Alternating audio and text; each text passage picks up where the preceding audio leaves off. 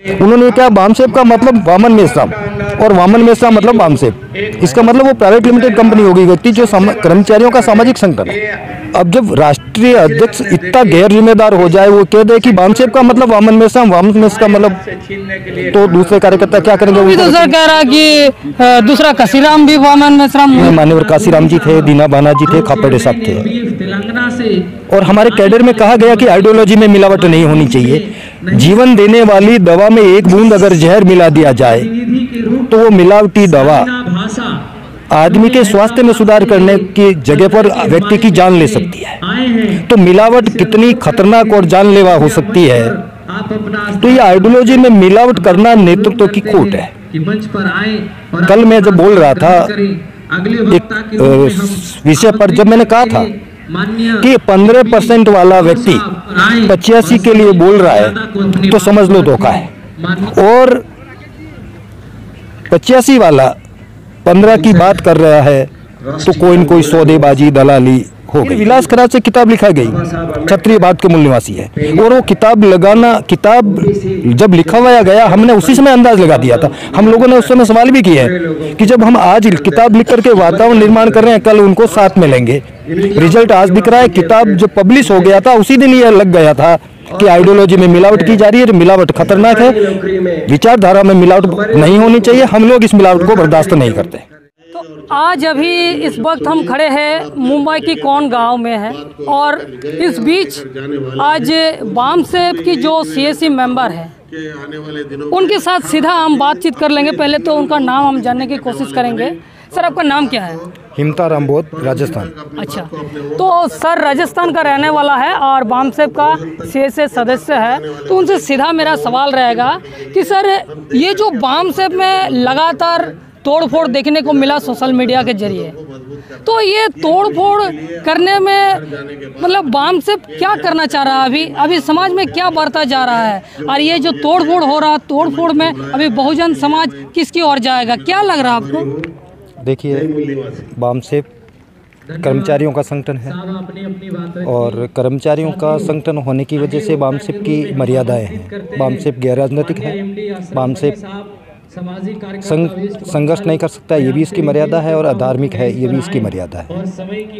पिछले मैं 2000 से हूँ, 2000 के बाद 2003 में हुआ, 2009 में हुआ, और अभी लेटेस्ट 22 में जो चल रहा है। मेरे आने के बाद ये तीसरा है, और तीसरा जो है अभी 2000 में हुआ, तो 2000 में मुझे कहने में कुछ ऐसे मैं बोल नहीं पा रहा हूँ। जो आरोप थे वो आरोप कहना ठीक नहीं है, इसलिए राष्ट्रीय अध्यक्ष जो अभी निवर्तमान राष्ट्रीय अध्यक्ष है, और उस समय के जो राष्ट्रीय अध्यक्ष वामन मेश्राम थे, उन्होंने 1 जून 2003 को रिजाइन कर दिया था। कुछ ऑफिस के लड़कों जो ऑफिस में थे उन पर ये कह करके कि इन्होंने भ्रष्टाचार किया, जबकि वो मामला चरित्र से जुड़ा हुआ था, उसको हम डिस्कस करना ठीक नहीं समझते हैं। फिर वो भूमिगत हो गए थे। कच्छ के लोगों ने उस समय, मैंने दिल्ली ऑफिस को नियंत्रित किया, मेरा छोटा भाई पुखराज उस समय दिल्ली में कार्यालय सचिव था, तो वो एक तरह की उसके बाद बोरकर ने अपना चलाया। फिर वापस 3 महीने बाद मेश्राम साहब को लाए, क्योंकि जो मामला उन पर उस समय का जो उनका समर्पण देखा गया था, तो हमने उस छोटी बात को तवज्जो नहीं दी और वापस उनको एज ए लीडर स्थापित किया।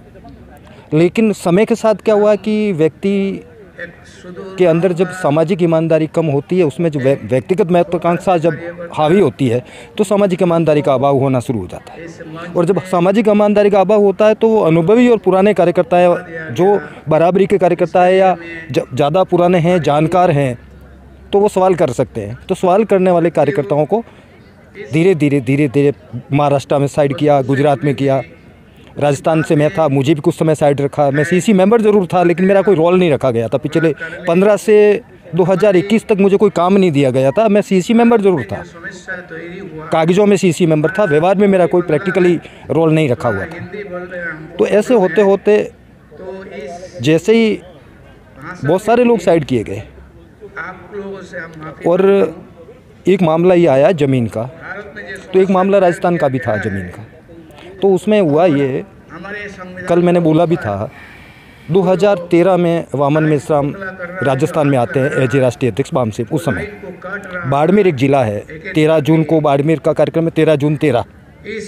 14 जून को जालोर ज़िला है, जालोर ज़िले की एक तहसील है रानीवाड़ा में वो कार्यक्रम लेते हैं ज़िले का।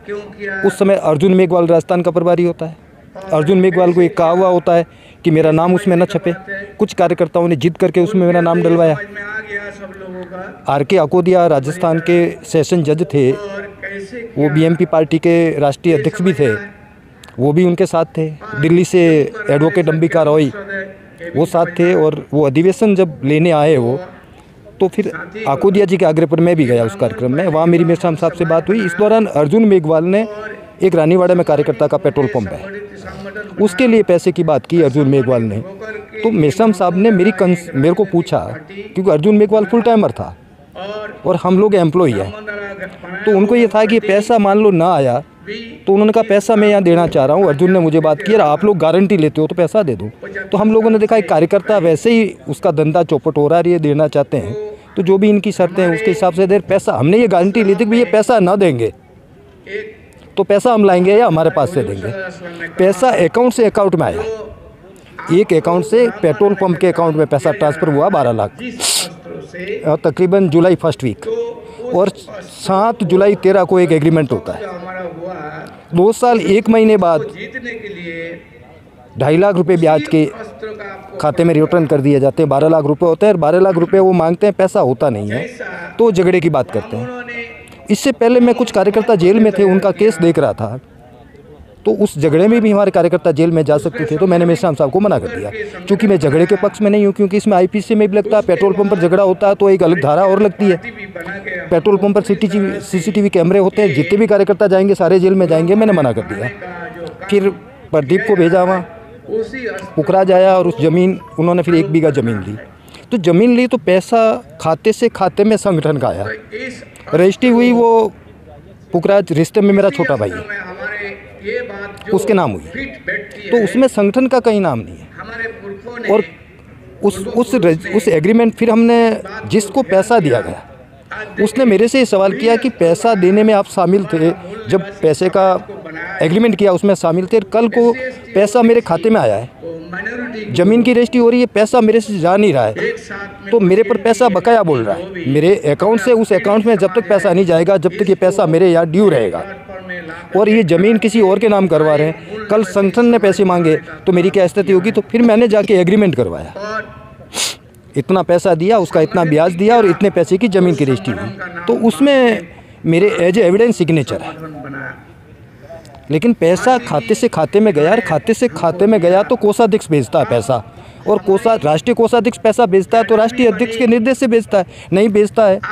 और उस समय उन्होंने नहीं पूछा, तो मैं भी सीसी मेंबर था, बहुत सारे सीसी मेंबर थे। सीसी की बैठक में अप्रूवल लेनी चाहिए थी, जनरल बॉडी में डिस्कस करना चाहिए था, लेकिन ये नहीं होना, मतलब सारे व्यक्तिगत निर्णय होने लगे। तो उस समय के लोगों ने जब बॉम्बे में मीटिंग बुलाई सीसी की, तो मुझे पूछा गया एज ए सीसी मेंबर। तो मैंने कहा भाई मैं आने की स्थिति में नहीं हूँ, बॉम्बे में नहीं गया हूँ 4 अप्रैल 22 को। लेकिन मैंने ये कहा था कि जो लोग मौजूद होंगे वो जो निर्णय लेंगे, सही निर्णय लेंगे, उसके समर्थन में मैं रहूँगा। उसमें वामन मेश्राम को राष्ट्रीय अध्यक्ष पद से हटाया जाता है। तो सर एक सवाल और पूछना चाहेंगे कि जैसे आप लोग सीसी मेंबर में रहे, राष्ट्रीय अध्यक्ष उस टाइम वामन मेश्राम साहब रहे, और आप लोगों को देखकर ये बहुजन समाज बहुत कुछ जानकारी भी लेते हैं, तो कहीं ना कहीं आप लोग को क्या लगता कि ये समाज को आप लोग कौन सी दिशा में ले जाना चाहते हैं? इस तरह से लड़ झगड़ना, घर का बात बाहर में आना, तो ये पहला काम किसने किया? घर का काम बाहर में लाना, इस तरह से उछल कूद करना सोशल मीडिया में, और तमाम तरह का ये जो बातें हैं, और आज बहुजन समाज जिस तरह से गुजर रहा है, ये क्या सोच रहा है अभी और क्या कर रहे हैं बाम साहब? मैं पिछले 3-4 सालों से तत्कालीन राष्ट्रीय नेतृत्व भी नहीं चाहता था मैं सक्रिय रहूं, लेकिन मैं जब सोशल मीडिया में देख रहा था तो गौतम बनसोड़े, जो बहुत बाद में आया संगठन में, मैं अगर मेरे सामने आया तो जानता भी नहीं, मैं 2000 से हूँ, ऐसे गलत कमेंट आ रहे थे, चरित्रहीनता के कमेंट आ रहे थे, गलत बोले जा रहे थे, महिलाओं पर कीचड़ उछाला जा रहा था, लेकिन ये सारा हम सोशल मीडिया पर देख रहे थे तो दुख हो रहा था।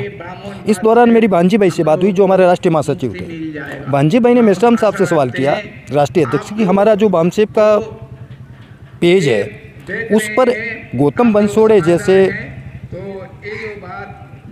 अनिल माने जैसे लोग चरित्र हनन कर रहे हैं, अभद्र लैंग्वेज इस्तेमाल कर रहे हैं, कार्यकर्ताओं का मनोबल गिरा रहे हैं, गलत कर रहे हैं। तो उस समय जो मेश्राम साहब ने बोला, वो रिकॉर्डिंग मैंने जब सुनी, उन्होंने ये क्या, बामसेब का मतलब वामन मेश्राम और वामन मेश्राम मतलब बामसेब, इसका मतलब वो प्राइवेट लिमिटेड कंपनी होगी, व्यक्ति जो कर्मचारियों का सामाजिक संगठन है।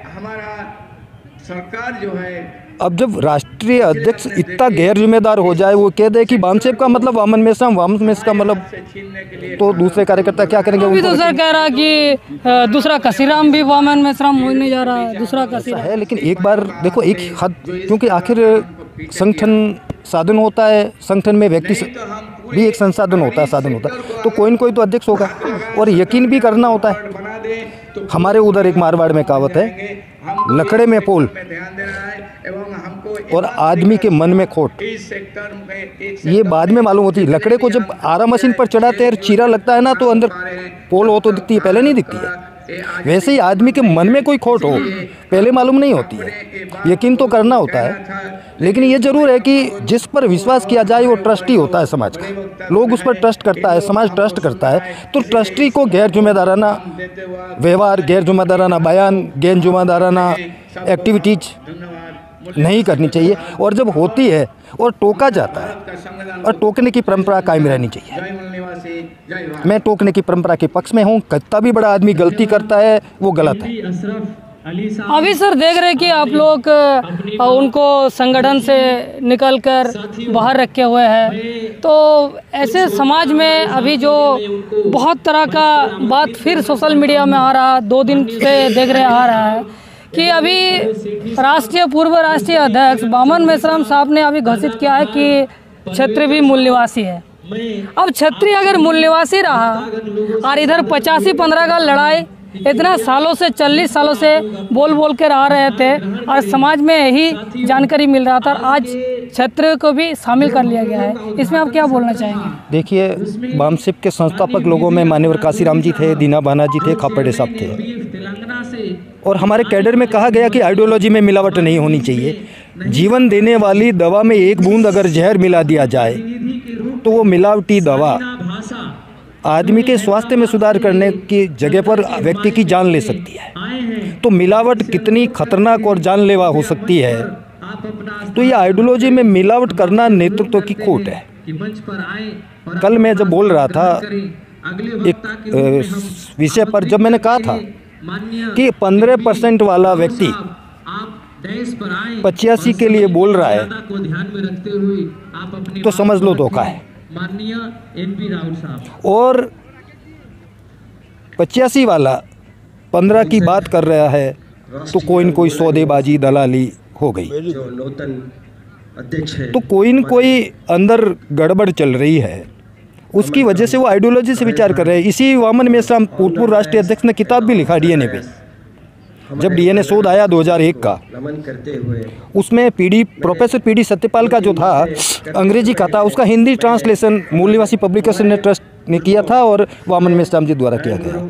और फिर विलास खराज से किताब लिखा गई, क्षत्रिय भारत के मूल निवासी है। और वो किताब जब लिखा हुआ गया, हमने उसी समय अंदाज लगा दिया था। हम लोगों ने उस समय सवाल भी किए कि जब हम आज किताब लिख करके वातावरण निर्माण कर रहे हैं, कल उनको साथ में लेंगे। रिजल्ट आज दिख रहा है। किताब जब पब्लिश हो गया था, उसी दिन ये लग गया था कि आइडियोलॉजी में मिलावट की जा रही है, मिलावट खतरनाक है, विचारधारा में मिलावट नहीं होनी चाहिए। हम लोग इस मिलावट को बर्दाश्त नहीं करते। देखिए, आप ये जो तोड़-फोड़ मामला रहा, मिलावट रहा, ये तो चले आ रहा है। जिसका नियत पे खोट रहा वो तो होगा ही, आप लोग भी यहाँ पर कहे। तो मेन जो बात है, अभी बहुजन समाज को किधर जाना चाहिए और क्या संदेश देना चाहेंगे बहुजन समाज को?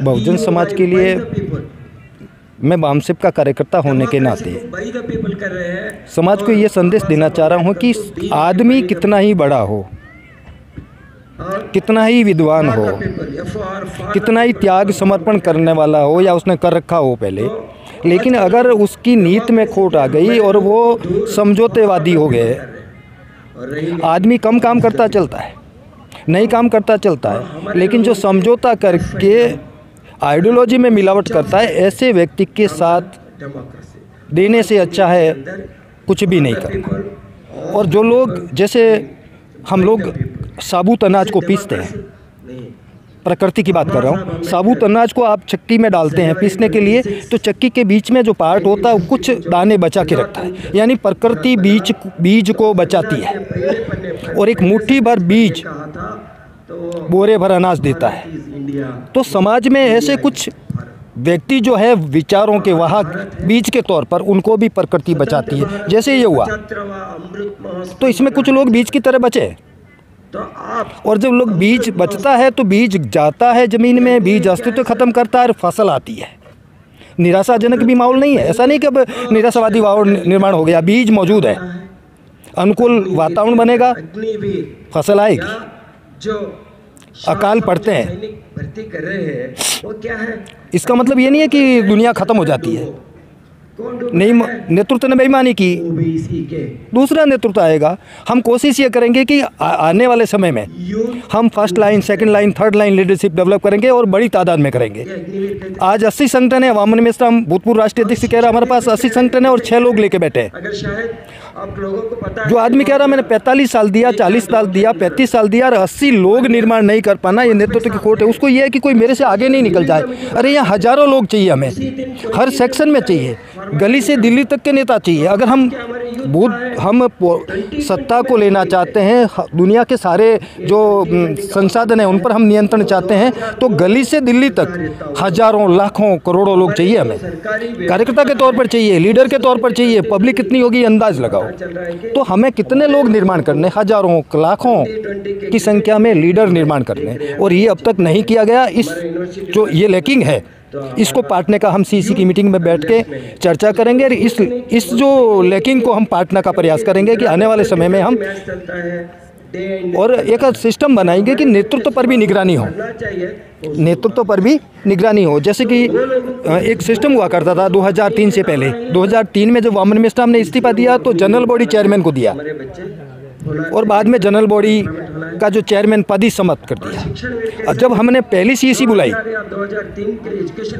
वामन मिश्रा को हटाने के बाद, तो सबसे पहले काम ही जनरल बॉडी का चेयरमैन बनाया, और जनरल बॉडी के चेयरमैन के सामने राष्ट्रीय अध्यक्ष वाम से भी एज ए मेंबर अगर उसके विरुद्ध कोई कंप्लेन है तो वो जवाबदेह है, उससे सवाल पूछा जाएगा, एज ए मेंबर रिप्लाई करेगा, वहाँ जनरल बॉडी का चेयरमैन अध्यक्षता करेगा, न कि राष्ट्रीय अध्यक्ष वामसेप करेगा। तो ये एक सिस्टम बनाया।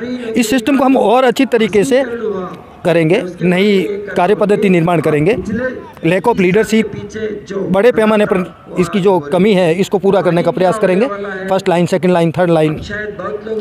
धन्यवाद सर। तो अभी हम लोग थे फिलहाल मुंबई में, और इसी बीच हम लोग जानने की कोशिश किए कि वामसेप में जो इतने दिन से तोड़फोड़ का मामला सोशल मीडिया में किचन उछलना, बहुत सारे बात तमाम तरह का आए हैं, और स्पष्ट रूप से आप लोग सुने हैं कि जो वामसेप की सदस्य है, सीएसी मेंबर है, उनसे सुने हैं। तो ठीक बहुजन समाज से जुड़े इस तरह के हर तरह के अपडेट देखने के लिए आप लोग एवं वार्ता को सब्सक्राइब करने का काम करें। अगर फेसबुक में देख रहे हैं तो फॉलो करें। अभी तक के लिए बस इतना ही। जय भीम, जय भारत, जय।